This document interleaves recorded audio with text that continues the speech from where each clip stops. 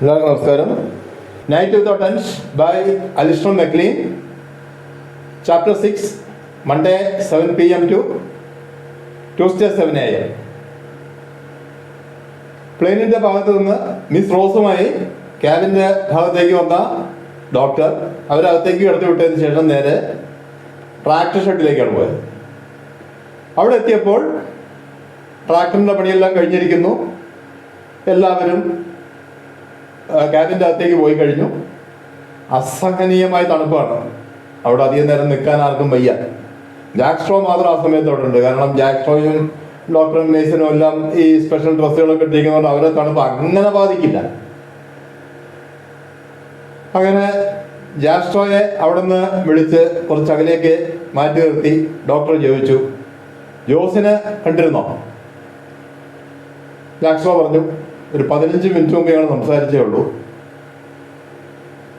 ഏറ്റവും സങ്കടകരമായൊരു കാര്യം ജോസ് പറഞ്ഞത്, കാണാതെ പോയ റേഡിയോ വാൾസ് എല്ലാം തകർക്കപ്പെട്ട നിലയിൽ കണ്ടുകിട്ടി. ആ ഫുട്ബോളിൻ്റെ ഒരു മൂലയ്ക്ക് കിടപ്പുണ്ട്. അതുകൊണ്ട് ഇനി ഒരിക്കലും ആ RCA റേഡിയോ റിപ്പയർ ചെയ്യാൻ പറ്റില്ല. പിന്നെ ജോസ് പറഞ്ഞു, ഞാൻ കേട്ട് ഞെട്ടിപ്പോയി ഡോക്ടർ, താങ്കളെ കൊല്ലാൻ ശ്രമിച്ചു എന്നോ? ഞാൻ ഇത്രയും കാലം വിചാരിച്ചിരുന്നത് ഈ കൾപ്രിറ്റ്സിൻ്റെ ഇടയിൽ, ഈ കുറ്റവാളികൾക്കിടയിലും ഞാനും താങ്കളും സേഫാണ് എന്നാണ്. ഡോക്ടർ മേസൺ പറഞ്ഞു, അത് ചില കാര്യങ്ങൾ അവർക്ക് ഇനിയും മനസ്സിലായിട്ടില്ല. അത് നമ്മൾ ഇന്ന് മനസ്സിലാക്കി കൊടുക്കണം. അല്ലെങ്കിൽ ഈ പറഞ്ഞ പോലെ നമ്മുടെ ജീവനും അപകടത്തിൽ തന്നെയാണ്. അതിൽ ചില കാര്യങ്ങളെന്ന് പറഞ്ഞാൽ പ്രധാനമായിട്ട് ഇവർക്ക് ഇവിടെ നിന്ന് ഏതെങ്കിലും ജനവാസമുള്ള സ്ഥലത്തേക്ക് പോകണമെങ്കിൽ അന്ന് തന്നെ നേരത്തെ കൊറാച്ചിയിൽ പറഞ്ഞ പോലെ ഈ മഞ്ഞും ഇവിടുത്തെ അവസ്ഥകളും അറിയുന്ന ആൾക്കാർ വേണം. പിന്നെ അതുകൂടാതെ ഇവരുടെ ആ ട്രാക്ടർ, ഈ ട്രാക്ടർ നമ്മൾ സാധാരണ ട്രാക്ടർ ഓടിക്കാൻ അറിയുന്ന ആൾക്കാരുണ്ടാവും. അവരത് റോഡിൽ കൂടെയൊക്കെ ഓടിച്ചോണ്ട് പോകും, അല്ലെങ്കിൽ കണ്ടം കൂട്ടും. മഞ്ഞിൽ കൂടെ ഓടിക്കാൻ പറ്റില്ല. ഒന്നാമത് മഞ്ഞിൽ കൂടി കൊണ്ടിരിക്കുന്ന ട്രാക്ടർ വ്യത്യാസമുണ്ട്. സ്നോ ട്രാക്ടേഴ്സാണ്. ആ സ്നോ ട്രാക്ടേഴ്സ് ഓടിക്കണമെങ്കിൽ അതിന് സ്പെഷ്യൽ ട്രെയിനിങ് വേണം. ആ സ്പെഷ്യൽ ട്രെയിനിങ് കിട്ടി. ആ സമയത്ത് അവിടെ 2 ആൾക്കാരേ ഉള്ളൂ, ഡോക്ടറും ജാക്ക് സ്ട്രോയും. ഇനി ഒരാളുള്ളത് ഫീൽഡ് എക്സ്പ്ലോറേഷൻ ടീമിൻ്റെ കൂടെയാണ്. അദ്ദേഹം എന്തായാലും ആ പരിസരത്തൊന്നുമില്ല. അപ്പോൾ ആ പരിസരത്ത് ഈ ട്രാക്ടർ ഓടിക്കാൻ അറിയുന്ന 2 ആൾക്കാരേ ഉള്ളൂ. പക്ഷേ ഇതൊന്നും ഈ കുറ്റവാളികൾ, ആദ്യം ഒരു കുറ്റവാളി എന്നാണ് വിചാരിച്ചിരുന്നത്, അത് മാറി ഇപ്പം മിനിമം 2 കുറ്റവാളികളെങ്കിലും ഉണ്ട് എന്നുള്ള അവസ്ഥയിലാണ്. ഈ കുറ്റവാളികൾക്ക് ഒന്നും അറിഞ്ഞൂടാ. ഏതായാലും ഇത്രയൊക്കെ സംസാരിച്ചതിന് ശേഷം അവർ ക്യാബിൻ്റെ അകത്തേക്ക് കയറി. ക്യാബിൻ്റെ അകത്ത് ചെന്ന ഡോക്ടർ അത് ഒരു സീറ്റിലിരുന്നു. ആ സമയത്ത് ഈ പാസഞ്ചേഴ്സിൽ മിസ് മേരി ലിഗാർഡ് ഒഴിച്ച് ബാക്കി എല്ലാവരും വട്ടം കൂടി ഇന്ന് സംസാരിച്ചുകൊണ്ടിരിക്കുക. മിസ് മേരി ലിഗാർഡും നമ്മുടെ മിസ് റോസും ചില പാചകത്തിനുള്ള ഒരുക്കങ്ങളൊക്കെ ചെയ്തുകൊണ്ടിരിക്കുകയാണ്. കാര്യമായിട്ടൊന്നുമില്ല, സൂപ്പും പിന്നെ അതിൻ്റെ കൂടെ എന്തെങ്കിലും ലൈറ്റായിട്ട് എന്തെങ്കിലും, അത്രയൊക്കെ ഉള്ളൂ. എന്തായാലും ആ സൂപ്പിൻ്റെ പണിപ്പുരയിലാണ് 2 പേരും. ഡോക്ടർ മേസൺ എല്ലാവരെയും എങ്ങനെ നോക്കിക്കൊണ്ട് അദ്ദേഹം ആലോചിച്ചു, ഇതിൽ ആരായിരിക്കും കൊലയാളികൾ? കൊലയാളികൾ.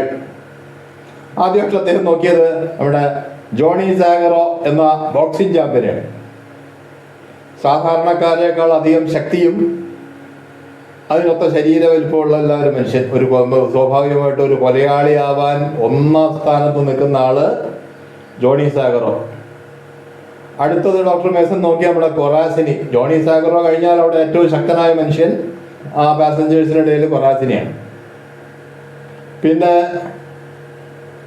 അടുത്ത് നോക്കിയത് ജോണി സാഗറുടെ മാനേജർ സോളി ലെവിൻ.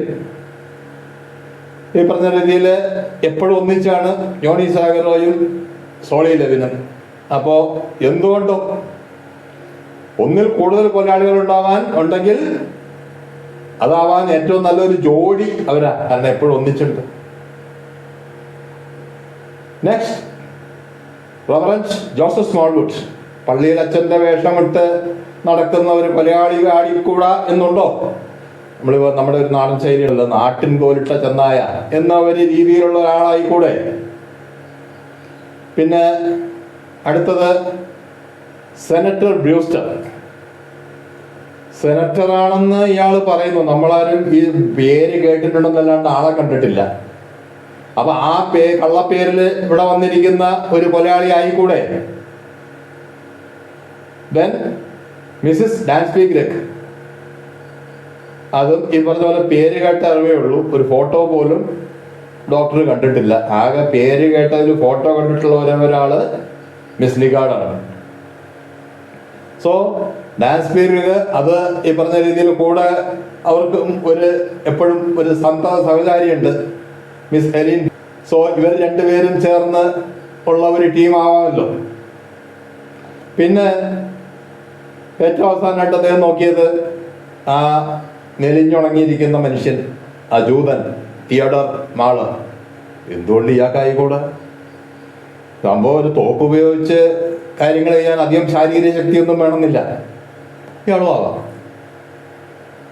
അങ്ങനെ ഡോക്ടർ മേസൻ ഇങ്ങനെ ഓരോരുത്തരെയും നോക്കി ചിന്തിച്ചുകൊണ്ടിരിക്കുമ്പോഴേക്കും ഇവർക്കെല്ലാം മനസ്സിലായി ഡോക്ടർ നമ്മളെ മാത്രം ശ്രദ്ധിക്കുന്നു, അതുകൊണ്ട് എല്ലാവരുടെയും ശ്രദ്ധ ഡോക്ടറിലേക്ക് പോകും.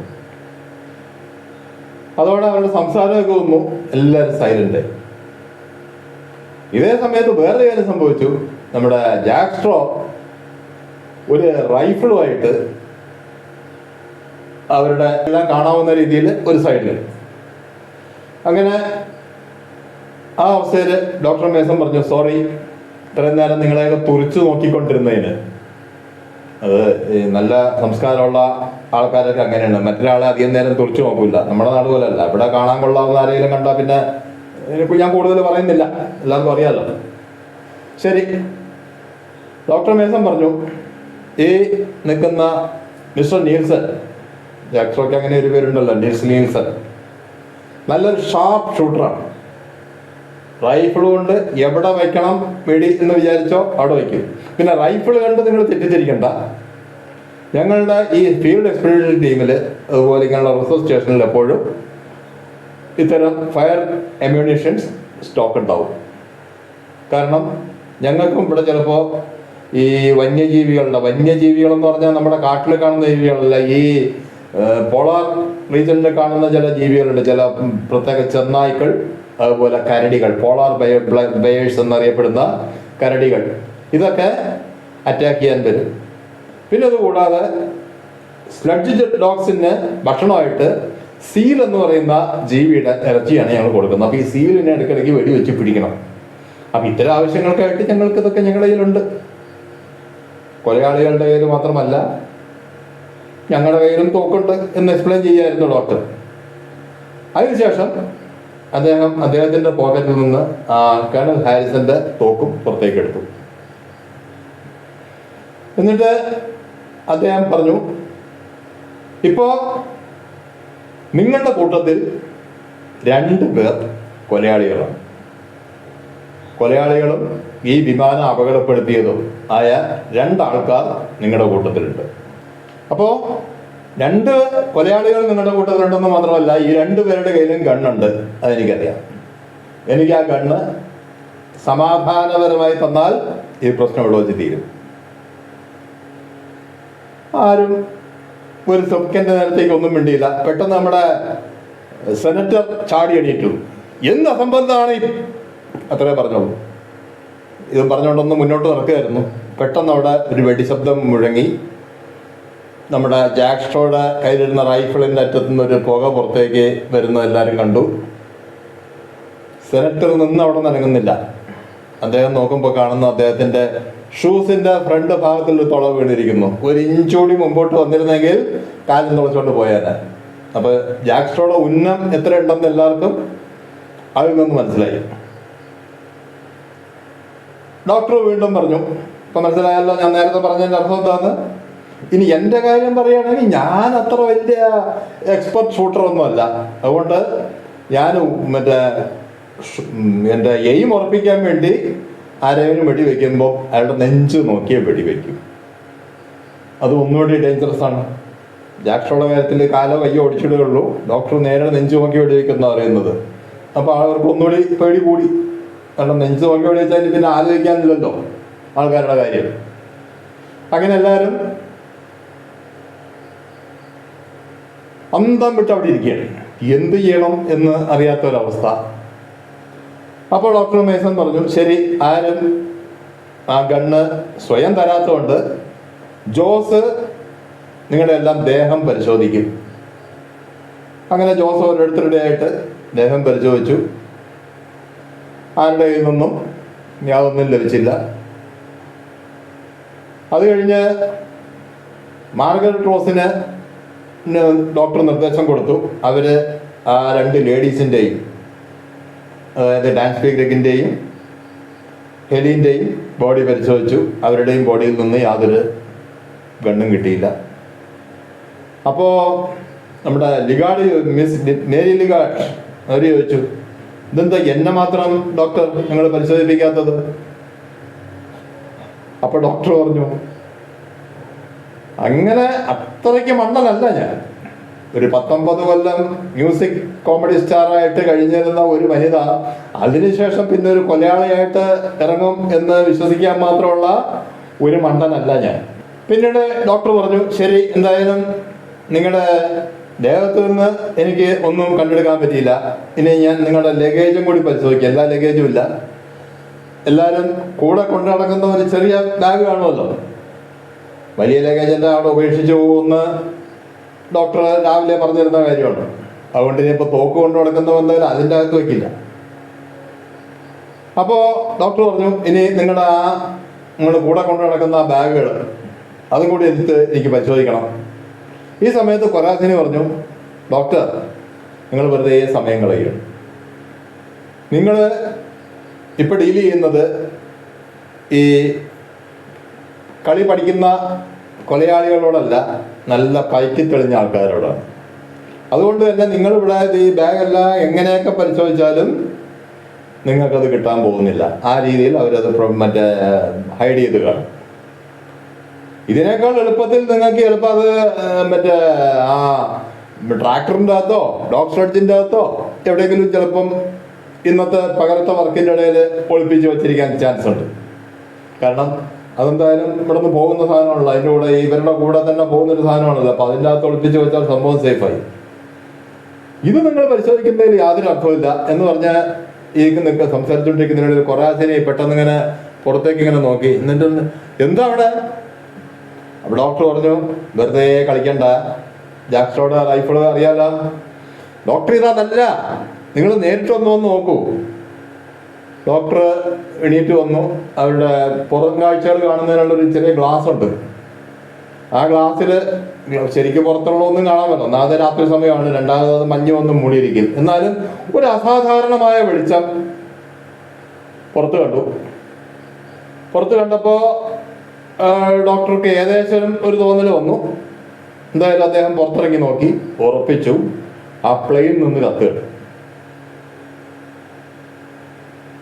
ഡോക്ടർ തിരിച്ചകത്തേക്ക് വന്നിട്ട് ആദ്യം നോക്കിയത് മിസ് റോസിൻ്റെ മുഖത്താണ്. സോറി മിസ് റോസ്, നിങ്ങൾ ആദ്യം അവിടെ ഒരു ശബ്ദം കേട്ടു എന്ന് പറഞ്ഞപ്പോൾ ഞാൻ നിങ്ങളെ കളിയാക്കി. സത്യത്തിൽ ആ കേട്ട ശബ്ദം സത്യം തന്നെയായിരുന്നു. തിരിച്ച് ജോസിൻ്റെ അടുത്ത് നോക്കിയിട്ട് പറഞ്ഞു, ആ ഫ്യൂസും ഡെറ്റനേറ്റേഴ്സും ഒക്കെ വലിച്ചു വാരിയിട്ടിരിക്കുന്നു എന്ന് പറഞ്ഞില്ലേ, നമ്മുടെ വിദഗ്ധരായ സുഹൃത്തുക്കൾ ആ പ്ലെയിനിൻ്റെ പെട്രോൾ ടാങ്ക് കത്തിച്ചു. അങ്ങനെ ആ പ്ലെയിൻ കത്തി നശിച്ചു. ഉടനെ കൊറാസിന് പറഞ്ഞു, അപ്പോൾ ഡോക്ടറുടെ പ്രധാനപ്പെട്ട 2 തെളിവുകൾ പോയി. Captain Johnson and colonel Harrison, 2 പേരുടെയും ബോഡീസ് ഇപ്പം കത്തി നശിച്ചല്ലോ. ശരി. ആ സമയത്ത് ഡോക്ടർ പറഞ്ഞു, ശരി, ഇനി ഭക്ഷണമൊക്കെ കഴിക്കാം. അങ്ങനെ സൂപ്പും കുറച്ച് ബിസ്ക്കറ്റുകളും ഒക്കെ ആയിട്ട് അവർ അന്നത്തെ ഭക്ഷണം കഴിഞ്ഞു. ഭക്ഷണം കഴിഞ്ഞു കഴിഞ്ഞപ്പോൾ ഡോക്ടർ ജോസിനെയും ജാക്സ്ട്രോയും വിളിച്ചുകൊണ്ട് പുറത്തേക്ക് നടന്നു. പുറത്തേക്ക് കിടക്കുമ്പോൾ നമ്മുടെ ജാഗറോ ചോദിച്ചു, എവിടേക്കാ? അപ്പോൾ ഡോക്ടർ പറഞ്ഞു, താനാന്നറിയണ്ട, അത് ഞങ്ങളുടെ കാര്യം എന്ന് പറഞ്ഞ് പുറത്തേക്ക് കിടന്നു. പെട്ടെന്ന് നമ്മുടെ മിസ്സസ് ഡാൻസ് ഗ്രെഗ് വളരെ ആകാംക്ഷയോടെ വിളിച്ചു, ഡോക്ടർ അപ്പോൾ ഡോക്ടർ തിരിഞ്ഞു നോക്കി, എന്തേ അല്ല ആ തോക്ക്. അപ്പോൾ ഈ നേരത്തെ ഷോ കഴിഞ്ഞിട്ട് ജാക്സോയുടെ റൈഫിളും ഡോക്ടറുടെ പിസ്റ്റളും അവർ ക്യാബിൻ്റെ സെൻറ്ററിൽ തന്നെ വെച്ചിട്ടുണ്ട്. ആ തോക്ക് അവിടെ ഇരുന്നോട്ടെ, അല്ല ആരെങ്കിലും പെട്ടെന്ന് ചാടി എടുത്താലോ? ആ ഒരു സന്ദർഭമാണ് ഡോക്ടർ പ്രതീക്ഷിച്ചിരുന്നത്. കാരണം അദ്ദേഹം നേരത്തെ ജാക്സോയുടെ അടുത്ത് പറഞ്ഞിട്ടുണ്ട് ഇവർക്ക് അറിയാത്ത ചില കാര്യങ്ങളുണ്ട്, അതൊക്കെ പറഞ്ഞു കൊടുക്കണം. അപ്പോൾ ഡോക്ടർ പറഞ്ഞു, അതവരെടുത്താൽ ചിലപ്പോൾ നിങ്ങളെ വെടിവെച്ച് വന്നേക്കും, അല്ലെങ്കിൽ ഈ കൂട്ടത്തിൽ ബാക്കി ആരെ വേണമെങ്കിലും വെടിവെക്കുന്നത്, എക്സെപ്റ്റ് മീ ആൻഡ് ജാക്സ്ട്രോ. ഞങ്ങൾ രണ്ടിലും പേരെ ഒഴിച്ച് ബാക്കി ആരെ വേണമെങ്കിലും അവർ വെടിവെച്ച് കൊല്ലും. അതെന്താ ഡോക്ടർ അങ്ങനെ? അല്ല, നിങ്ങളെയൊന്നും അവർക്ക് ഒരു ആവശ്യമില്ല. നിങ്ങൾ ഇവിടുന്ന് അവരുടെ കൂടെ ബേസ് ക്യാമ്പ് പോലെ വന്നിട്ട് അവർക്ക് എന്തെങ്കിലും മെച്ചമുണ്ടോ? അതേസമയം ഞങ്ങൾ രണ്ടുപേരും ഇല്ലാതെ അവർക്ക് ഇവിടുന്ന് പോകാൻ പറ്റില്ല.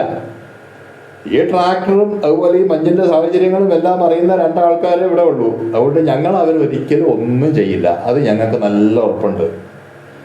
അതുവരെ മറ്റവർക്ക് അറിയാത്ത കാര്യമായിരുന്നു. അല്ലെങ്കിൽ നേരത്തെ ഡോക്ടറെ മറ്റേ മഞ്ഞില് ഒറ്റയ്ക്കിട്ട് കൊല്ലാൻ ശ്രമിക്കില്ലായിരുന്നു. എന്തായാലും ഇപ്പോഴത്തെ അവസ്ഥയിൽ തൽക്കാലം ഡോക്ടറും ജാക്സ്ട്രോയും സേഫാണ്. ഒരു കാരണവശാലും ഇവർക്ക് ഇവിടെ നിന്ന് രക്ഷപ്പെട്ട് പോകണമല്ലോ. എന്തായാലും ഇവിടെ തന്നെ ഈ മഞ്ഞിൻ്റെ അകത്തിരിക്കാൻ പറ്റില്ല, മാത്രമല്ല അധികകാലം ഇരിക്കാനും പറ്റില്ല, ഭക്ഷണം കുറവാണല്ലോ. അപ്പം എത്രയും പെട്ടെന്ന് ഇവിടുന്ന് പോകണം. സ്വാഭാവികമായിട്ടും അവരിനി ഡോക്ടറെയും ജാക്സ്ട്രോയെയും ഒന്നും ചെയ്യില്ല. അവർ പുറത്തിറങ്ങി നേരത്തെ കൊറാസിനെ കൊടുത്ത ഹിന്റ് അനുസരിച്ച് പോയ ആ ട്രാക്ടർ മുഴുവൻ വിശദമായി പരിശോധിച്ചു. ഒന്നും കണ്ടില്ല. അങ്ങനെ അവര് അങ്ങനെ മുഖത്തോട് മുഖം നോക്കി നിൽക്കുമ്പോഴാണ് പെട്ടെന്ന് ചന്ദ്രൻ ഉദിച്ചു. ഈ മറ്റേ ഗ്രീൻലാൻഡ് ഐസ് ക്യാപ്പിലെ ചന്ദ്രൻ എന്ന് പറഞ്ഞാൽ ഒരു ഭയങ്കര സംഭവമാണ്. നല്ല രാത്രി മുഴുവൻ നല്ല പ്രകാശമായിരിക്കും, നേരം വെളുക്കാതെ അസ്തമിക്കില്ല. ഒരു 12 മണിക്കൂറിന് കൂടുതൽ ഈ ചന്ദ്രൻ എപ്പോഴും ആകാശത്തുണ്ടാവും. അതുകൊണ്ട് തന്നെ ഒരു ഫുൾ മൂൺ നൈറ്റ് എന്ന് പറഞ്ഞാൽ ട്രാവൽ ചെയ്യാൻ ഏറ്റവും പറ്റിയ സമയമാണ്. ജാക്സ്ട്രോ പെട്ടെന്ന് പറഞ്ഞു, അത് ഏറ്റവും കൂടുതൽ നന്നായിട്ട് അറിയുന്ന ആൾ ജാക്സ്ട്രോയാണ്. ഈ മഞ്ഞ് സ്ഥലത്ത് ഏറ്റവും കൂടുതൽ നന്നായിട്ട് കാര്യങ്ങൾ അറിയാവുന്ന ആള്, ഒരു പക്ഷേ ഡോക്ടർ മേസനേക്കാൾ നന്നായിട്ട് അറിയാവുന്നതും അതുപോലെ ആ തണുപ്പിനെ വിസ്റ്റാൻഡ് ചെയ്യാൻ പറ്റുന്ന ഒരു ബോഡി ഉള്ളതും ജാക്സ്ട്രോയ്ക്കാണ്. അപ്പൊ ജാക്സ്ട്രോ പറഞ്ഞു, ഡോക്ടർ നേരത്തെ എന്നോട് പറഞ്ഞിരുന്നു ഒരു രാത്രി ഒന്ന് ഉറങ്ങണം, നാളെ രാവിലെ സ്റ്റാർട്ട് ചെയ്യണമെന്ന്. അല്ലേ ഡോക്ടർ? ഡോക്ടർക്ക് ജാക്സ്ട്രോയുടെ മനസ്സിലിരിപ്പ് മനസ്സിലായി. ഈ ഫുൾ മൂണുള്ള സമയത്ത് ഇപ്പം തന്നെ സ്റ്റാർട്ട് ചെയ്യണ ഏറ്റവും നല്ലതെന്നാണ് ഡോക്ടർ ഉദ്ദേശിക്കുന്നത്, സോറി നമ്മുടെ ജാക്സ്ട്രോ ഉദ്ദേശിക്കുന്നത്. അപ്പൊ ഡോക്ടർ പറഞ്ഞു, ശരി ജാക്സ്ട്രോ, ഉറക്കം നമുക്ക് മാറ്റിവെക്കാം, നമ്മൾ വേഗം സ്റ്റാർട്ട് ചെയ്യുന്നു. അങ്ങനെ അവര് താഴെ വന്ന് ബാക്കിയുള്ളവരോട് പറഞ്ഞു, ഇന്ന് രാത്രി തന്നെ നമ്മൾ പുറപ്പെടുകയാണ്. നിങ്ങൾ നിങ്ങളുടെ കൂടെയുള്ള ചെറിയ ഹാൻഡ് ബാഗ് എടുത്തുകൊണ്ട് ട്രാക്ടർ സ്ലെഡിൻ്റെ അകത്തേക്ക് വെക്കുക. അങ്ങനെ അവർ അത്യാവശ്യം സാധനങ്ങളൊക്കെ പാക്ക് ചെയ്തു. ഡോക്ടർ മേസനൊരു പ്ലാൻ പറഞ്ഞു, ജോസ് അവിടെ സ്റ്റേ ചെയ്യുക. കാരണം 3 ആഴ്ച കഴിയുമ്പോൾ ക്യാപ്റ്റൻ ഹിൽക്രസ്റ്റ് വരും. അദ്ദേഹത്തിന് ഇവിടെ നടന്നിട്ടുള്ള ഒരു സംഭവവും ഇതുവരെ അറിയില്ല. കാരണം റേഡിയോ കോണ്ടാക്ട് ഇല്ലാത്തതുകൊണ്ട് ഒന്നും അങ്ങോട്ടോ ഇങ്ങോട്ടോ പറയാൻ പറ്റിയിട്ടില്ല. അപ്പോൾ ക്യാപ്റ്റൻ ഹിൽക്രസ്റ്റ് വരുമ്പോൾ കാര്യങ്ങളൊക്കെ എക്സ്പ്ലെയിൻ ചെയ്ത് അദ്ദേഹത്തിൻ്റെ കൂടെ ജോസ് ബേസ് ക്യാമ്പിലേക്ക് വരിക. ഇങ്ങനെ ഒരു പ്ലാൻ ഇട്ടതിന് ശേഷം ഇവര് പിരിഞ്ഞു. ഈ സമയത്ത് ജോസ് ഒരു കാര്യം പറഞ്ഞു, ഡോക്ടർ ഞാനൊരു കാര്യം പറയാൻ മറന്നുപോയി. എന്താ? നമ്മുടെ പല സാധനങ്ങളും ഇപ്പൊ മിസ്സിംഗ് ആണ്. നമ്മൾ നേരത്തെ പറഞ്ഞല്ലോ, റേഡിയോയുടെ വാൾവെല്ലാം പൊട്ടി ചെതറി കിടക്കുന്നു, പിന്നെ ഫ്യൂസ് പോയി, പ്ലെയിന് കത്തി, പിന്നെ ഒപ്പം നമ്മുടെ പഞ്ചസാര വച്ചിരുന്ന സ്ഥലം ശൂന്യം. അവിടെ ഇപ്പോൾ പഞ്ചസാര ചാക്കിൽ ഒന്നുമില്ല. ഇത് പറഞ്ഞപ്പോൾ ഡോക്ടർ ശ്രദ്ധിച്ചു, നമ്മുടെ മാള് ഒന്ന് ഞെട്ടി. പക്ഷേ ഡോക്ടർ അത് അറിഞ്ഞതായിട്ട് ഭാവിച്ചില്ല. അദ്ദേഹവും ജാക്സ്ട്രോയും ട്രാക്ടറിൽ കയറി, ഡോക്ടർ ഡ്രൈവ് ചെയ്യാൻ തുടങ്ങി, ജാക്സ്ട്രോ സൈഡിലിരുന്നു, അവരോടൊന്ന് മൂവ് ചെയ്തു. ആ മൂവ് ചെയ്യുന്ന സമയത്ത് ജോസ് 4 പേർക്ക് മാത്രം ഷെയ്ക്ക് ഹാൻഡ് കൊടുത്ത് യാത്ര പറഞ്ഞു. Doctor Jack Straw, miss Mary Ligard and Margaret Ross. ഈ 4 പേർക്ക് മാത്രം, കാരണം കുറ്റവാളികളല്ല എന്ന് ഉറപ്പുള്ള 4 പേരെ അവിടെ ഉള്ളൂ. ഈ ട്രാക്ടറിനെ കുറിച്ച് ഞാൻ തുടക്കത്തിലേ പറഞ്ഞിരുന്നു. സ്നോ ട്രാക്ടേഴ്സ് സാധാരണ നമ്മളിവിടെ കാണുന്ന പോലുള്ള ട്രാക്ടറല്ല, മഞ്ഞിൽ കൂടെ ഓടിക്കാൻ കഴിയുന്ന ട്രാക്ടേഴ്സ്. അപ്പം അതുകൊണ്ട് തന്നെ ഇവിടെ നമ്മൾ സാധാരണ കാണുന്ന ട്രാക്ടർ എന്ന് പറഞ്ഞാൽ അതിൻ്റെ ഡ്രൈവർക്ക് ഇരിക്കാനൊരു സ്ഥലം ഉണ്ടാവും. പിന്നെ അതുകൂടാതെ അതിൽ എന്തെങ്കിലും സാധനങ്ങളൊക്കെ വല്ല ലോഡേ കയറ്റി കൊണ്ടുപോകാനുള്ള ഒരു ഭാഗം ചിലപ്പോൾ അതിൻ്റെ പുറകുണ്ടാവും. എല്ലാത്തിലും അത് ഉണ്ടായിക്കൊള്ളണമെന്നില്ല. പക്ഷേ അവിടുത്തെ ട്രാക്ടേഴ്സിൽ അങ്ങനെയല്ല. ഈ പറഞ്ഞ പോലെ ഡ്രൈവർക്ക് ഇരിക്കാനുള്ള സ്ഥലം ഇവിടുത്തെ ട്രാക്ടറെ പോലെ തന്നെ. അവിടെ ഒരു കാര്യമുള്ളത് എന്താന്ന് വെച്ചാൽ, നമ്മൾ സാധാരണ വണ്ടികളിൽ പോയി ഇവിടെ കാണുമ്പോഴേ നമുക്ക് ട്രാക്ടറിന്റെ ഡ്രൈവറുടെ ക്യാബിൻ ഓപ്പൺ ആണ്. അതേസമയം വേറെ ഏതൊരു കാറോ ബസ്സോ അങ്ങനെ എന്തൊരു സാധനം എടുത്താലും ഡ്രൈവറുടെ ഫ്രണ്ടിൽ ഒരു ഗ്ലാസ് ഉണ്ടാവും. അതുകൊണ്ട് ആ വണ്ടി ഓടുമ്പോഴുള്ള കാറ്റോ പൊടിയോ ഒന്നും ഡ്രൈവർക്ക് അനുഭവപ്പെടില്ല. ഗ്രീൻലാൻഡ് ഐസ് ക്യാപ്പിൽ പൊടിയില്ല, കാറ്റ്, ഐസ്, ഇങ്ങനെയുള്ള ഒരുപാട് കാര്യങ്ങളുണ്ട്. പക്ഷെ ആ വണ്ടിയുടെ ഫ്രണ്ടിലും ഈ സ്നോ ട്രാക്ടേഴ്സിന്റെ ഫ്രണ്ടിലും ഗ്ലാസ് ഉണ്ടാവില്ല. കാരണം ഗ്ലാസ് വെച്ചാൽ സെക്കൻഡ് കൊണ്ട് അത് മഞ്ഞ് വന്ന് മൂടും, പിന്നെ ഫ്രണ്ടിലേക്കൊന്നും കാണില്ല. നമ്മളിവിടെ മഴക്കാലത്ത് മഴ പെയ്ത് ഗ്ലാസ് മൂടുമ്പോൾ തന്നെ നമുക്ക് വാഹനം ഓടിക്കാൻ ബുദ്ധിമുട്ടാണ്. അപ്പോൾ ഈ മഞ്ഞ് കട്ടയായിട്ട് വന്ന് മൂടിയാലുള്ള അവസ്ഥ എന്താ? മഴയാകുമ്പോൾ നമുക്ക് അതിനുള്ള വൈപ്പേഴ്സ് ഉണ്ട്, മഞ്ഞ് അങ്ങനെ വൈപ്പ് ചെയ്ത് കളയാൻ പറ്റില്ല. അപ്പം അതുകൊണ്ട് ഈ ഡ്രൈവർ ക്യാബിനിലിരിക്കുന്ന ആൾക്കാർ, അതായത് വണ്ടി ഓടിക്കുന്നവരുടെ അവസ്ഥ കഷ്ടം തന്നെയാണ്. അത്രയും തണുപ്പ് അവരുടെ ദേഹത്തേക്ക്, ആ തണുത്ത കാറ്റ്, നോർമലി കാറ്റുണ്ടാവും. അതുകൂടാതെ ഈ വണ്ടി ഓടുമ്പോൾ നമുക്കറിയാമല്ലോ നമ്മുടെ ദേഹത്തേക്ക് കാറ്റടിക്കും. അപ്പോൾ എന്തായാലും ഈ തണുപ്പും സഹിച്ചുകൊണ്ട് വേണം വണ്ടി ഓടിക്കാൻ. ഇതുകൂടാതെ ഇതിൻ്റെ ബാക്കിലായിട്ട് ഒരു മരത്തിൻ്റെ ക്യാബിൻ ഉണ്ടാവും. അതാണ് അവരിന്ന് പണി തീർത്തെടുത്ത സാധനം, അഴിച്ചു വെച്ച് കൊണ്ടുവന്നൊരു സാധനം പണി തീർത്ത് ഫിറ്റ് ചെയ്തത്.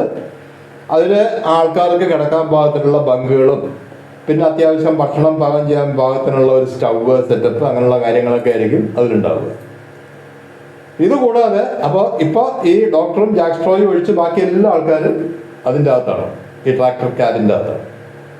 ഇതുകൂടാതെ ഒരു ട്രാക്ടർ സ്ലെഡ് എന്ന് പറയുന്ന ഒരു ഭാഗം അവർക്കുണ്ട്. അതിൽ യാത്രക്കാർക്കല്ല ഉദ്ദേശിക്കുന്നത്, സാധനങ്ങൾ കൊണ്ടുപോകാനാണ്. അപ്പോൾ അതിൽ അവർക്ക് വേണ്ട സ്പെയർ പെട്രോള്, പിന്നെ സ്റ്റൗ കത്തിക്കാനുള്ള മണ്ണെണ്ണ, പിന്നെ ഒരു എമർജൻസിക്ക് വേണ്ട സാധനങ്ങൾ, അത്യാവശ്യം ടൂൾസ്, ഈ പറഞ്ഞ എക്സ്പ്ലോസീവ്സ്, അങ്ങനെയുള്ള കുറേ സാധനങ്ങൾ. പിന്നെ അവരുടെ ഭക്ഷണ ശേഖരത്തിൽ 3 ആഴ്ച ജോസിന് കഴിയാൻ വേണ്ട ഭക്ഷണം അവിടെ വെച്ചിട്ട് ബാക്കിയുള്ള ഭക്ഷണം. ഇത്രയായിട്ടാണ് ഇവർ യാത്ര ആരംഭിച്ചിരിക്കുന്നത്. ഡോക്ടർ ഡ്രൈവ് ചെയ്യുന്നു, ജാക്ക് സ്ട്രോ അടുത്തിരിക്കുന്നു. അവർ യാത്ര തുടങ്ങി. അപ്പോൾ ഈ ഡോഗ് സ്ലെഡ്ജിൻ്റെ ഏറ്റവും ബാക്കിലായിട്ട് ഈ സ്ലെഡ്ജ് ഡോഗ്സിനെ മുഴുവൻ കെട്ടി വളരെ ലൂസായിട്ട് കെട്ടിയിട്ടുണ്ട്. അതുകൊണ്ട് അവർ ഈ ട്രാക്ടറിന് പുറകെ ഫ്രീ ആയിട്ട് ഓടിയാൽ മതി. പിന്നെ ഈ ട്രാക്ടർ എന്ന് പറയുമ്പോൾ ഇവിടെ കാണുന്ന ഈ റോഡിൽ കൂടെ ഓടുന്നവരുടെ സ്പീഡൊന്നും വിചാരിക്കരുത്. 10 കിലോമീറ്ററൊക്കെയാണ് ഇതിൻ്റെ സ്പീഡ്. അതായത് നമ്മളൊരു സൈക്കിളിൽ പോകുന്നതിനേക്കാൾ കുറച്ച് കുറവ്. ആ മഞ്ഞിൽ കൂടെ അത്രയും സ്പീഡിലൊക്കെ പോകാൻ പറ്റുള്ളൂ. ഓവർ സ്പീഡിൽ പോയാൽ അതൊക്കെ എത്രയും പെട്ടെന്ന് സ്കിഡായി പോകും. 10 കിലോമീറ്ററൊക്കെയാണ് അവിടുത്തെ മാക്സിമം സ്പീഡ്. അപ്പം അതുകൊണ്ട് നായ്ക്കൾക്ക് അത്ര വലിയ സ്പീഡൊന്നുമല്ല, അതിങ്ങനെ ഒരു ഫ്രീ ആയിട്ട് നടക്കും. പിന്നെ നമ്മുടെ ലീഡ് ഡോഗ് ജാക്ക് സ്ട്രോയുടെ പെറ്റ് ബാൾട്ടോ, അത് ഫ്രണ്ടിലുണ്ട്. അങ്ങനെ അവിടെ ക്യാബിനിൽ നിന്ന് എടുത്ത് കുറച്ച് ദൂരം മുന്നോട്ട് പോയപ്പോൾ അവർ ഇങ്ങോട്ട് ഈ ക്യാബിൻ സെറ്റ് ചെയ്യാൻ വരുന്ന സമയത്ത്, ഈ റിസർച്ച് സ്റ്റേഷൻ സ്റ്റാർട്ട് ചെയ്യാൻ വരുന്ന സമയത്ത് ബേസ് ക്യാമ്പിൽ നിന്ന് വന്ന വഴിയിൽ മുഴുവൻ കുറച്ച് ഓറഞ്ച് ഫ്ലാഗ്സ് ഇൻസ്റ്റാൾ ചെയ്തിരുന്നു. ഏകദേശം 1/2 കിലോമീറ്റർ ഗ്യാപ്പിൽ ഓറഞ്ച് കളറിലുള്ള, ഈ ഓറഞ്ച് കളറിൻ്റെ പ്രത്യേകത, ഓറഞ്ച് റെഡൊക്കെ ആകുമ്പോൾ ഈ ഐസ് ക്യാപ്പിൽ ദൂരെ നിന്ന് കാണും. അതാണ് ഈ ഓറഞ്ച് ഫ്ലാഗ്. അപ്പോൾ അവർ സ്റ്റാർട്ട് ചെയ്ത് കുറച്ച് കഴിഞ്ഞപ്പോഴേക്കും ആദ്യത്തെ ഓറഞ്ച് ഫ്ലാഗ് കണ്ടു. അതിന് അവർക്കൊരു കാര്യം മനസ്സിലായി, കറക്റ്റ് റൂട്ടിൽ കൂടെ തന്നെയാണ് പോകുന്നത്. കാരണം ഇവിടത്തെ പോലെ റോഡൊന്നും ഇല്ലല്ലോ, ഇങ്ങനെ വിശാലമായി കിടക്കുന്ന ഐസ് ക്യാപ്പിലെ കൂടെ വണ്ടി ഓടിക്കുകയാണ്. ആ സമയത്ത് വഴി തെറ്റിയോ എങ്ങനെ അറിയും? ആകെ അവർക്കുള്ളൊരു മാർഗം ഒരു മാഗ്നറ്റിക് കമ്പസാണ്. പക്ഷേ ഈ മാഗ്നറ്റിക് കമ്പസ് ഉപയോഗിക്കുമ്പോൾ ഒരു പ്രശ്നമുള്ളതെന്ന് വെച്ചാൽ, ഈ പോളാർ റീജിയൻസിൽ പോളർ റീജിയൻസ് എന്ന് പറഞ്ഞാൽ നമുക്കറിയാം ഭൂമിയുടെ മാഗ്നറ്റിക് സ്ട്രെങ്ത് കേന്ദ്രീകരിച്ചിരിക്കുന്ന സ്ഥലങ്ങളാണ്. അതായത് ഒരു മാഗ്നറ്റിന്റെ സ്ട്രെങ്ത് എപ്പോഴും ഏറ്റവും കൂടുതൽ എവിടെ ആയിരിക്കും? അതിന്റെ രണ്ടറ്റങ്ങളിൽ, പോൾസിൽ. ഇതേപോലെ തന്നെയാണ് ഈ ഭൂമിയുടെ മാഗ്നറ്റിക് സ്ട്രെങ്ത് കോൺസെൻട്രേറ്റ് ചെയ്യുന്നത്. ആ മാഗ്നറ്റിക് സ്ട്രെങ്ത് ഏറ്റവും കൂടുതൽ ഉണ്ടാകുന്നത് നോർത്ത് പോളിലും സൗത്ത് പോളിലുമാണ്. ഒരു മാഗ്നറ്റിൽ നമ്മളൊരു ഇരുമ്പ് വെച്ചാൽ അറിയാം, ആ ഇരുമ്പ് മാഗ്നറ്റ് അറ്റാക്ട് ചെയ്യും. അപ്പൊ ഈ ഇത്രയും ഹൈ സ്ട്രെങ്ത് ഉള്ള എർത്ത് മാഗ്നറ്റിക് ഫീൽഡിൽ കൂടെ പോകുന്ന ഒരു മെറ്റൽ ഒബ്ജക്റ്റ് മാഗ്നറ്റായിട്ട് മാറും. അതായത് ഇപ്പോൾ ഇവിടെ ഈ ട്രാക്ടർ ബോഡി എന്ന് പറയുന്നത് ഒരു മാഗ്നറ്റാണ്. അപ്പൊ അതിൽ ഒരു മാഗ്നറ്റിക് കമ്പസ് വെച്ച് മര്യാദയ്ക്ക് ദിശ നോക്കാൻ പറ്റില്ല. കാരണം മാഗ്നറ്റിക് കമ്പസ് നോർമലി നോർത്ത് സൗത്ത് ആയിട്ടേ നിൽക്കും. പക്ഷെ ഇവിടുത്തെ അവസ്ഥയിൽ ഈ ട്രാക്ടറിന്റെ ബോഡിയുടെ മാഗ്നറ്റിക് ഫീൽഡ് കാരണം അത് നോർത്ത് സൗത്ത് ആയിട്ട് നിന്നോളന്നൊരു ഉറപ്പുമില്ല. അതുകൊണ്ട് തന്നെ അവർ ഈ മാഗ്നറ്റിക് കമ്പസ് ഉപയോഗിക്കേണ്ട സന്ദർഭങ്ങൾ വരുമ്പോൾ ചെയ്യുന്നത്, ഒരാൾ ഏറ്റവും ബാക്കിലുള്ള ട്രാക്ടർ സ്റ്റഡ്ജിൽ പോയിരിക്കും. കാരണം ഈ ട്രാക്ടർ സ്റ്റഡ്ജ് മരം കൊണ്ടാണ് ഉണ്ടാക്കിയിരിക്കുന്നത്, മെറ്റൽ കൊണ്ടല്ല. എന്നിട്ട് അവിടെ അവർ മറ്റേ ലെഫ്റ്റിലേക്ക് തിരിയണോ റൈറ്റിലേക്ക് തിരിയണോ എന്ന് ഇൻഡിക്കേറ്റ് ചെയ്യാനായിട്ട് ഈ ഡ്രൈവറുടെ അടുത്തായിട്ട് 2 ലൈറ്റുകളുണ്ട്. ഒരു റെഡ് ലൈറ്റ്, ഒരു ഗ്രീൻ ലൈറ്റ്. റെഡ് ലൈറ്റിന്റെ സ്വിച്ച് പ്രസ് ചെയ്താൽ ലെഫ്റ്റിലേക്ക് തിരിയാന്നർത്ഥം. നമ്മുടെ നാട്ടിലെ പോലെ തന്നെ റെഡ് ലെഫ്റ്റ് ആണല്ലോ, മറ്റേ ലൈറ്റ് ആണെങ്കിൽ റൈറ്റ്. ഈ രീതിയിലുള്ള ഒരു സിഗ്നൽ സിസ്റ്റമാണ് അവർ ഉപയോഗിക്കുക. പക്ഷേ അതിൽ വേറെ കാര്യമുണ്ട്. ഈ ട്രാക്ടർ ക്യാബിനിൽ, ഡ്രൈവർ ക്യാബിനിൽ ഇരിക്കുമ്പോൾ സൈഡ് കവേർഡ് ആയിരിക്കും, ഫ്രണ്ടിൽ നിന്ന് കാറ്റടിച്ചുകൊണ്ടിരിക്കും. ഡോഗ് നഴ്സിൽ പോയിരുന്ന ഇതിനേക്കാൾ കഷ്ടമാണ്. അത് മൊത്തം ഓപ്പണാണ്, അതിന് യാതൊരു കവറിങ്ങും ഇല്ല. അപ്പം അതുകൊണ്ട് ഇതിനേക്കാൾ തണുപ്പായിരിക്കും അവിടെ ഇരിക്കുമ്പോൾ. എന്തായാലും ട്രാക്ടർ മുന്നോട്ട് നീങ്ങി ഈ ഓറഞ്ച് ഫ്ലാക്സ് കാണാൻ തുടങ്ങി. അപ്പോൾ അവർ പരസ്പരം പറഞ്ഞു, അപ്പോൾ നമ്മൾ ശരിയായ രീതിയിലാണ് പോകുന്നത്. ഏകദേശം ഒരു 30-35 കിലോമീറ്റർ അവർ ആ രീതിയിൽ പോയി. പിന്നെ പെട്ടെന്നൊരു ഇറക്കം ഇറങ്ങി. ആ ഇറക്കം ഇറങ്ങി കഴിഞ്ഞപ്പോൾ പിന്നെ ഈ ഫ്ലാഗ് കാണാനില്ല. പിന്നെ അങ്ങോട്ട് ഈ ഫ്ലാഗിൻ്റെ ലൈന് കാണാനില്ല. അപ്പോൾ ഡോക്ടർ മേസന് സംശയം, ചിലപ്പോൾ ഈ മഞ്ഞ് കാറ്റൊക്കെ അടിച്ച് ഇതിൻ്റെ പോൾസ് പൊട്ടി വീണതായിരിക്കാം. പൊട്ടി നിലത്ത് വീണാൽ പിന്നെ മഞ്ഞും കൂടി ഒന്നും കാണില്ല. പക്ഷേ ഇനി വഴി ശരിയാണോ അല്ലയോ എന്ന് ഉറപ്പിക്കണമെങ്കിൽ ഒരാൾ ട്രാക്ടർ സ്റ്റഡ്ജിൽ പോയിരുന്ന് മാഗ്നറ്റിക് കമ്പസിൻ്റെ ഇത് നോക്കി, ഡയറക്ഷൻ നോക്കി, അതിനനുസരിച്ച് സ്വിച്ച് ഓപ്പറേറ്റ് ചെയ്ത് ഇവിടെ വഴി പറഞ്ഞു കൊടുക്കണം. അപ്പോൾ ഡോക്ടർ പറഞ്ഞു, ഇനി നമ്മളുടെ ഒരാൾ കൂടുതൽ തണുക്കണം. ജാക്സ്റ്റോ ഒരു തണുപ്പ് നമുക്കൊരു പ്രശ്നമാണോ ഡോക്ടർ? നമ്മൾ എത്ര തവണ തണുപ്പ് അനുഭവിച്ചിരിക്കുന്നു. എന്തായാലും ആദ്യം ഞാൻ തന്നെ പോവാം. ഡോക്ടർ വണ്ടി നിർത്തി, ജാക്സ്റ്റോ ഇറങ്ങി ട്രാക്ടർ സ്റ്റഡ്ജിലേക്ക് പോയി. ആ സമയത്ത് ഡോക്ടർ നേരെ ക്യാബിനിലേക്ക് വന്നു. എല്ലാവരും തണുപ്പ് വിറച്ചിങ്ങനെ ഇരിക്കുകയാണ്. പക്ഷെ ഇവരെ അനുഭവിക്കുന്ന പോലുള്ള തണുപ്പില്ല. പക്ഷെ ഇവർക്ക് ഈ സ്പെഷ്യൽ ഡ്രസ്സ് ഉള്ളതുകൊണ്ട് അവർ പിടിച്ചു നിൽക്കുന്നത്. എന്തായാലും ഡോക്ടർ അകത്ത് ചെന്നിട്ട് പറഞ്ഞു, ചെറിയൊരു ഹോൾട്ടാണ്, ഇപ്പം തന്നെ നമ്മൾ പോവുകയാണ്, ഇവിടെ നിൽക്കാനൊന്നും ഉദ്ദേശിച്ചിട്ടില്ല. പക്ഷേ ഇനി എനിക്ക് സൈഡ് വാച്ച് ചെയ്യാൻ ഒരാൾ വേണം. ഉടനെ നമ്മുടെ സാഗറോ ആസ് യൂഷ്വൽ എല്ലാ കാര്യത്തിലും ആദ്യം ചാടി എണീക്കുന്ന മനുഷ്യൻ അദ്ദേഹമാണല്ലോ. പൊട്ട് പുറകെ കൊറാസിനി എണീറ്റു.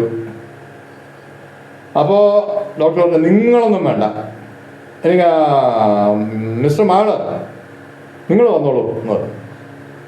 അപ്പോൾ സാഗറോ ചോദിച്ചു, ഏറ്റവും കൊലയാളികളാവാൻ ചാൻസ് അപ്പം ഞങ്ങൾ 2 പേരാണ് ഡോക്ടറുടെ മനസ്സിലല്ലേ?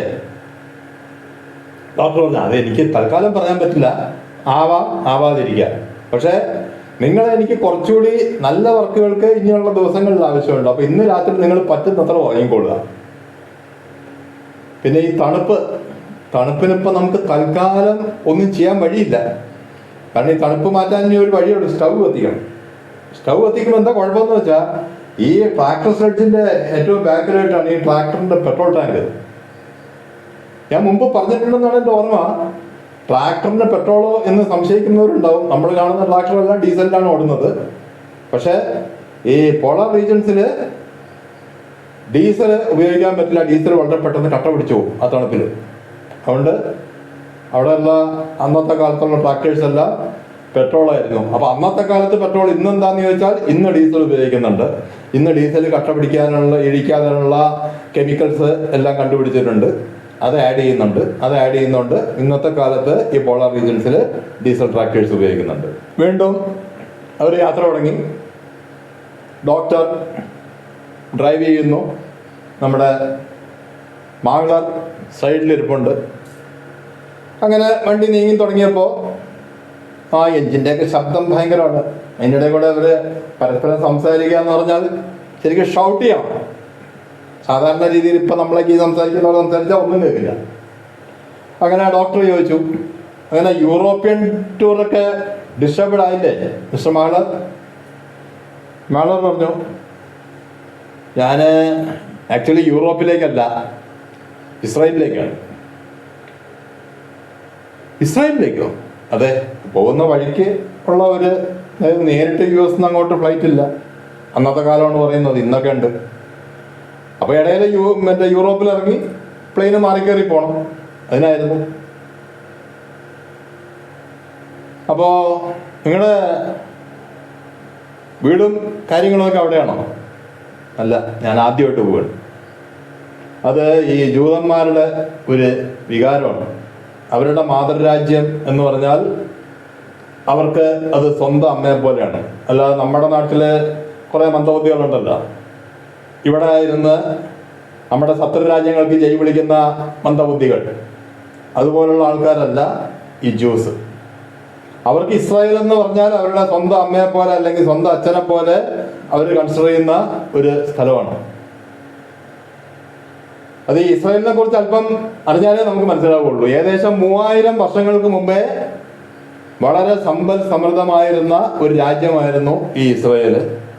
അന്ന് അവിടെ കൃഷി, അതുപോലെ കന്നുകാലി വളർത്തൽ, പിന്നെ ആട്, അതിൻ്റെ ബൈ പ്രോഡക്റ്റായ കമ്പിളി, ഇങ്ങനെ ഒരുപാട് ഉൽപ്പന്നങ്ങളുമായി വളരെ സന്തോഷത്തോടെ സമാധാനത്തോടെ ജീവിച്ചിരുന്ന ഒരു ജനവിഭാഗമായിരുന്നു ഈ ജൂതന്മാർ. പക്ഷേ ഈ സമ്പൽ സമൃദ്ധിയെ കാണുമ്പോൾ ചുറ്റുമുള്ള രാജ്യക്കാർക്ക് സഹിക്കും. അതാണ് ചുറ്റും പല ഭാഗങ്ങളും മരുഭൂമികളാണ്. അങ്ങനെ പല ഭാഗത്തുനിന്നും ഈ ഇസ്രായേലിന് നേരെ ആക്രമണം ഉണ്ടായിരുന്നു. അപ്പം അന്ന് ഈ ഇസ്രായേലീസ് എന്ന് പറഞ്ഞാൽ വളരെ സമാധാന പ്രിയരാണ്. അതുകൊണ്ട് ഈ ആക്രമണങ്ങളെയൊന്നും അവർക്ക് ഫലപ്രദമായി നേരിടാൻ കഴിഞ്ഞില്ല. അങ്ങനെ അവരൊക്കെ ഓരോ സമയത്തായിട്ട് പലരും ഈ ആക്രമണങ്ങളിൽ കൊല്ലപ്പെട്ടു, ബാക്കിയുള്ളവരൊക്കെ നാട് വിട്ടു. ഏകദേശം ഒരു 800 AD കാലഘട്ടം, ഞാൻ പറഞ്ഞു 3000 കൊല്ലം മുമ്പാണ് ഇവരുടെ ചരിത്രം നമുക്കിവിടെ എഴുതപ്പെട്ട രീതിയിൽ കാണുന്നത്. അതായത് ക്രിസ്തുവിനും 1000 വർഷം മുമ്പ്. പിന്നെ ക്രിസ്തുവിനും ഒരു 800 വർഷം ശേഷം ഉള്ള സമയമാകുമ്പോഴേക്കും പുതിയൊരു ജനവിഭാഗം ആക്രമിക്കാൻ തുടങ്ങി. ഇന്നും തുടരുന്നുണ്ട് മുസ്ലിംസ്. അങ്ങനെ ഈ പല ആക്രമണങ്ങളും നേരിടാൻ വയ്യാതെ ഈ ഇസ്രായേലീസ് കൂട്ടത്തോടെ നാടുവിട്ടു. പല രാജ്യങ്ങളിലും അവർ അഭയം തേടി. അത് കുറേ മിക്കവാറും അതിനോടുള്ള സമീപത്തുള്ള യൂറോപ്യൻ രാജ്യങ്ങളാണ് മെയിനായിട്ട്. റഷ്യ, ജർമ്മനി, അങ്ങനെ പല രാജ്യങ്ങൾ. പക്ഷെ അവിടെയൊക്കെ ചെന്നിട്ട് ഈ നമ്മുടെയൊക്കെ അഭയാർത്ഥികളെ പോലെയല്ല, അവർ ഏത് രാജ്യത്തെത്തിയോ ആ രാജ്യത്തിന് വേണ്ടി അവർ ആത്മാർത്ഥമായിട്ട് ഹാർഡ് വർക്ക് ചെയ്തു. ഈ ഹാർഡ് വർക്കിൻ്റെ ഇടയിൽ കൂടെ അവർ പഠിച്ച് അവർ നല്ല നിലയിലെത്തി. അവർ ഒരുപാട് സമ്പാദിച്ചു. ഈ നല്ല നിലയിലെത്തുമ്പോൾ അവർക്ക് അതിനനുസരിച്ച് സമ്പാദിക്കാൻ പറ്റും. പക്ഷേ ഈ സമ്പാദിക്കുമ്പോഴും ഓരോ ജൂതൻ്റെയും ചിന്ത, എന്നെങ്കിലും ഒരിക്കൽ ഞാൻ എൻ്റെ മാതൃരാജ്യത്തെത്തും, ഇസ്രായേലിലെത്തും എന്നുള്ള ചിന്തയോടെയാണ് ഇവൻ ഈ സമ്പാദിക്കുന്നത്. ചിലർക്ക് കഴിഞ്ഞു, ചിലർക്ക് കഴിഞ്ഞില്ല. അന്നത്തെ കാലത്തുള്ളവർക്ക് കഴിഞ്ഞിട്ടേ ഇല്ല. കാരണം ഓരോ ആക്രമണം വരുമ്പോഴും കൂടുതൽ ആൾക്കാർ അവിടെ നിന്ന് പുറത്തേക്ക് വന്നുകൊണ്ടിരിക്കുകയാണ്. അവസാനം 1915 ശേഷം, അതായത് 1ാം ലോക മഹായുദ്ധം കഴിഞ്ഞതിന് ശേഷം ബ്രിട്ടൻ ഈ ഇസ്രായേൽ പ്രദേശത്തിൻ്റെ ഭരണം ഏറ്റെടുത്തു. ബ്രിട്ടൻ ആ കാലത്ത് നമുക്കറിയാം വളരെ സ്ട്രോങ് ആയിട്ടുള്ള ഒരു ആയുധ ശക്തിയാണ്. അതുകൊണ്ട് തന്നെ ചുറ്റുമുള്ള ആക്രമണങ്ങളെല്ലാം ഒരുവിധം അവസാനിച്ചു. ആ കാലഘട്ടത്തിൽ ഈ കുറേ ആൾക്കാർ, ഈ ബ്രിട്ടീഷ് സർക്കാർ അന്നത്തെ ഒരു കണക്ക് നോക്കുമ്പോൾ ഈ ജൂതന്മാരുടെ ഏകദേശം ഒരു 1000 കുടുംബങ്ങൾ, 1000 കുടുംബങ്ങളിലൂടെ ഏകദേശം 5000 ആൾക്കാർ, ഇത്ര പേരെ അവിടെ ഉള്ളൂ. ബാക്കി മുഴുവൻ ഈ ആക്രമികളാണ്. ആക്രമികൾ വന്നാൽ ഇതെന്നാ നമ്മുടെ സ്ഥലം എന്ന് പറഞ്ഞ് അവിടെ ഇരിക്കുകയാണ്. അപ്പോൾ ബ്രിട്ടന്റെ ശക്തിക്ക് മുന്നിൽ പക്ഷേ ആക്രമികളൊക്കെ കീഴടങ്ങി അവരൊക്കെ ഓരോരുത്തരുമായിട്ട് സ്ഥലം വിറ്റു, കുറേ പേരൊക്കെ ബ്രിട്ടീഷുകാർ ജയിലിലാക്കി. അത് ആ ഒരു അവസ്ഥ വന്നതുകൊണ്ട് ഈ ജൂതന്മാരെല്ലാം തിരിച്ചു വരാൻ തുടങ്ങി. പിന്നീട് അവരുടെ ഒരു സുവർണകാലം ആരംഭിച്ചു എന്ന് പറയാം. എത്ര കാലം വരെ? 1948 വരെ, 46 മുതൽ 48 വരെയുള്ള കാലഘട്ടം എന്ന് പറഞ്ഞാൽ ബ്രിട്ടൻ അവിടെ നിന്ന് വലിയ പ്രശ്നമൊന്നും ഉണ്ടായില്ലെങ്കിൽ ഈ ലോകത്ത് നമ്മളെ ഇന്ത്യ അടക്കമുള്ള പല രാജ്യങ്ങളും അവർ ഭരിച്ചിരുന്നു. അവിടെ നിന്നെല്ലാം ശക്തമായ എതിർപ്പുകളുണ്ടായി. അവസാനം ആ കാലഘട്ടത്തിൽ വന്ന ബ്രിട്ടീഷ് ഗവൺമെൻറ് തീരുമാനിച്ചു നമുക്കിനി ഇത്തരം കോളനികളൊന്നും വേണ്ട. അങ്ങനെ ഓരോ രാജ്യത്തെ ഭരണങ്ങൾ നമ്മുടെ നാട്ടിൽ നിന്ന് 1947 അവർ തിരിച്ചു പോയതുപോലെ ഇസ്രായേലിൽ നിന്ന് 1948 അവർ തിരിച്ചുപോയി. വീണ്ടും നമ്മുടെ ആക്രമികൾ ഇറങ്ങി. അറബികളും ബാക്കിയുള്ള മറ്റേ പാലസ്തീൻ പോലുള്ള അവരുടെ ഭീകര സംഘടനകളും എല്ലാം ഇറങ്ങി. പക്ഷെ അപ്പോഴേക്കും ഈ ജൂതന്മാരെല്ലാം വളരെ സ്ട്രോങ് ആയിരുന്നു. കാരണം അവർ, ഞാൻ പറഞ്ഞു, ഓരോ രാജ്യങ്ങളിൽ പോയി നല്ല രീതിയിൽ സമ്പാദിച്ച് നല്ല രീതിയിൽ അറിവ് നേടി വന്നതാണ്. അവർ ആ സമ്പാദ്യവും അറിവും എല്ലാം നാടിനു വേണ്ടി ഉപയോഗിച്ചു. അതിൻ്റെ ഫലമായിട്ട് അവരുടെ ടെക്നോളജി, ആയുധ ശക്തി എല്ലാം ഈ ഒരു കാലഘട്ടത്തിൽ അവർ സൂപ്പറാക്കി. അതുകൊണ്ട് പിന്നീടുള്ള ആക്രമണങ്ങൾ കൊണ്ട് അവർ ഭയം തോന്നിയിട്ടില്ല. ഇപ്പോഴും ചുറ്റുമുള്ള ആക്രമണങ്ങളെ നേരിട്ടുകൊണ്ട് അവരവിടെ തന്നെ ഇരിക്കുന്നു. ആക്രമിക്കാൻ വരുന്നവർ തെറിച്ചു വെക്കൊണ്ടേയിരിക്കുന്നു. അവർ അവിടെ തന്നെ സ്ട്രോങ് ആയിട്ട് നിൽക്കുന്നു. അത്തരം ഒരു രാജ്യത്തിലേക്ക് അഭിമാനത്തോടെ മടങ്ങുകയാണ് നമ്മുടെ മാള്. ഈ കഥ നടക്കുന്ന കാലഘട്ടം ഞാൻ നേരത്തെ പറഞ്ഞ 1958 കാലഘട്ടമാണ്. അതായത് ഈ ബ്രിട്ടീഷുകാർ മടങ്ങിപ്പോയിട്ട് ഒരു 10 കൊല്ലത്തിന് ശേഷം അദ്ദേഹവും ഈ പറഞ്ഞ രീതിയിൽ അദ്ദേഹത്തിൻ്റെ നല്ല പ്രായം മുഴുവൻ അമേരിക്ക എന്ന രാജ്യത്ത് അധ്വാനിക്കുകയായിരുന്നു. ആ കഥകളല്ലേ അദ്ദേഹം മെല്ലെ ഡോക്ടർ മേസനോട് പറയാൻ തുടങ്ങി. അദ്ദേഹത്തിൻ്റെ ചെറുപ്പം കാലത്ത് അദ്ദേഹത്തിന് ഓർമ്മ വയ്ക്കുമ്പോൾ അദ്ദേഹം റഷ്യയിലാണ്. റഷ്യയിൽ വളരെ താഴ്ന്ന കടയിലുള്ള ജോലികൾ ചെയ്തിരുന്ന ആൾക്കാർ, അതായത് ഈ ആശാരിപ്പണി അങ്ങനെയുള്ള ജോലികൾ, വലിയ കൂലികൾ. താഴ്ന്ന കട എന്ന് പറഞ്ഞാൽ ആ ജോലി മോശമായിട്ടല്ല, കൂലി കുറവാണ്, ഇന്നത്തെ കാലമല്ല. അങ്ങനെ ഉണ്ടായിരുന്നവരാണ് ഇവരുടെ പാരൻസ്. അതിനിടയിലാണ് റഷ്യയിലെ സാർ ഭരണം അവസാനിച്ചു. ആ സമയത്ത് പിന്നെ കമ്മ്യൂണിസ്റ്റ് ഭരണം തുടങ്ങി. ആ സമയത്ത് അവിടെയുള്ള കുറേ ലഹളകൾ, ഇവർ തമ്മിലുള്ള ലഹളകൾ, അതിൽ ഈ ജൂതന്മാർക്ക് ബന്ധമില്ല, കമ്മ്യൂണിസ്റ്റുകാരും ഈ സാർ ചക്രവർത്തിയുടെ ആൾക്കാരും തമ്മിലുള്ള യുദ്ധങ്ങളും. അതിനിടയിൽ ഇവരവിടെ നിന്ന് ഒരുവിധം രക്ഷപ്പെട്ട് ഇദ്ദേഹത്തിൻ്റെ പാരൻസ് അമേരിക്കയിലെത്തി. ഇദ്ദേഹവും അവിടെ ഒരു തുണിക്കമ്പനിയിൽ ചെറിയൊരു ജോലി സ്വീകരിച്ചു. പക്ഷെ ആ ജോലിയുടെ ഒപ്പം അദ്ദേഹം പാർട്ട് ടൈമായിട്ട് പഠിച്ചതിന് ശേഷം നല്ലൊരു ക്വാളിഫിക്കേഷൻ ആയ പിന്നെ ഒരു ഓയിൽ കമ്പനിയിൽ ജോയിൻ ചെയ്തു. ഇപ്പോൾ അവിടെ നിന്ന് റിട്ടയർ ആയപ്പോൾ അദ്ദേഹത്തിൻ്റെ മറ്റേ പഴയ സ്വപ്നം മനസ്സിൽ കിടപ്പുണ്ടെങ്കിൽ അപ്പോഴേക്കും അവിടെ അദ്ദേഹത്തിന് കുടുംബമൊക്കെ ആയി. പക്ഷേ ഈയിടെയായിട്ട് അദ്ദേഹത്തിൻ്റെ കുറച്ചു കാലം മുമ്പ് അദ്ദേഹത്തിൻ്റെ ഭാര്യ മരിച്ചു. അതോടെ അദ്ദേഹം വീണ്ടും ആലോചിച്ചു, ഇനിയിപ്പം ഞാൻ ഇസ്രായേലിലേക്ക് പോവാം, ഇങ്ങനെ ഇറങ്ങിയതാണ്. അപ്പോൾ ഡോക്ടർ ചോദിച്ചു, ഇനി അവിടെ പുതിയൊരു ജീവിതം തുടങ്ങാം അല്ലേ? അദ്ദേഹം ഒന്ന് ചിരിച്ചു. നാളെ എനിക്ക് 69 വയസ്സ് കഴിയണം. അപ്പം ഇനി ഞാൻ പോകുന്നത് ജീവിതം തുടങ്ങാനല്ല, അവിടെ അവസാനിപ്പിക്കാനാണ്. അതാണ് രാജ്യസ്നേഹം. അങ്ങനെ പോയി രാവിലെ ഏകദേശം 7 മണിയോടെ, അപ്പം രാത്രി ഒരു 12 മണിക്കൂറോളം. ഇതിനിടയിൽ ഡോക്ടർ മേസനും ജാക്ക് സ്ട്രോയും സ്ഥാനം അങ്ങോട്ടും ഇങ്ങോട്ടും മാറും. മാളർക്ക് ഇവിടെ നിന്ന് മാറ്റമില്ല, സൈഡ് നോക്കാൻ അദ്ദേഹം അവിടെ ഇരിപ്പുണ്ട്. ഒരു 12 മണിക്കൂറോളം വണ്ടി ഓടിച്ച് രാവിലെ 7 മണിയായപ്പോൾ, നേരം വെളുത്തു എന്നൊന്നും പറയാൻ പറ്റില്ല. നേരം വെളുക്കണമെങ്കിൽ നമ്മൾ നേരം വെളുക്കുന്നില്ല, ഒരു ചെറിയ വെളിച്ചം കാണണമെങ്കിൽ 11:30 കഴിയണം. രാവിലെ 7 മണിയായ പക്ഷേ ചന്ദ്രൻ അസ്തമിച്ചു. അപ്പോൾ നേരം വെളുത്തല്ല, നേരം ഇരുണ്ടു രാവിലെ 7 മണിക്ക്. ആ സമയത്ത് വണ്ടി ഓടിച്ചിരുന്നത് ഡോക്ടർ തന്നെയായിരുന്നു. ഡോക്ടർ ഒരു ഭാഗത്ത് വണ്ടി നിർത്തി. എന്നിട്ട് അദ്ദേഹം പറഞ്ഞു, ഇനി നമുക്ക് ഒരു ഹോൾട്ട്, ഉറങ്ങാം. എന്തായാലും സ്റ്റൗ കത്തിച്ചു, അത് കുറച്ച് കാപ്പി ഉണ്ടാക്കി, കുറച്ച് ബിസ്ക്കറ്റും അതെല്ലാവരും കഴിച്ചു. ഡോക്ടറുടെ ഇടതുവശത്തായിട്ട് ജാക്ക് സ്ട്രോയും വലതുവശത്തായിട്ട് നമ്മുടെ മാളർ ഇരിപ്പുണ്ട്. എല്ലാം കഴിഞ്ഞപ്പോൾ ഡോക്ടർ എഴുന്നേറ്റു. എന്നിട്ട് പറഞ്ഞു, മിസ്റ്റർ മാളർ, എനിക്ക് നിങ്ങളോട് ഒരു കാര്യം പേഴ്സണലായിട്ട് പറയാനുണ്ട്.